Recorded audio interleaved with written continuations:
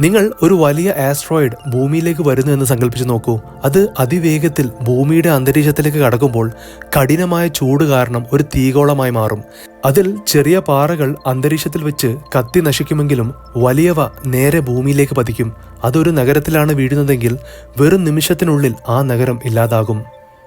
അണുബോംബിനേക്കാൾ വലിയ സ്ഫോടനമായിരിക്കും അന്നവിടെ സംഭവിക്കുക.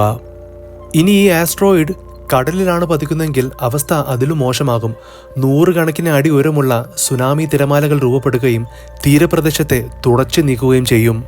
ഇതിനു പുറമെ സ്ഫോടനത്തെ തുടർന്നുണ്ടാകുന്ന പുകയും പൊടിയും അന്തരീക്ഷത്തിൽ മാസങ്ങളോളം തങ്ങി നിൽക്കും. ഇത് സൂര്യപ്രകാശത്തെ തടയുകയും ഭൂമിയിൽ അതിശക്തമായ തണുപ്പ് അനുഭവപ്പെടാൻ കാരണമാവുകയും ചെയ്യും. ഇതിനെയാണ് ശാസ്ത്രജ്ഞർ ഇമ്പാക്ട് വിന്റർ എന്ന് വിളിക്കുന്നത്. ഇത് കൃഷിയെയും മനുഷ്യരാശിയുടെ നിലനിൽപ്പിനെയും തന്നെ ബാധിക്കും. അതുപോലെ തന്നെ നമുക്ക് ഭീഷണിയാകാൻ സാധ്യതയുള്ള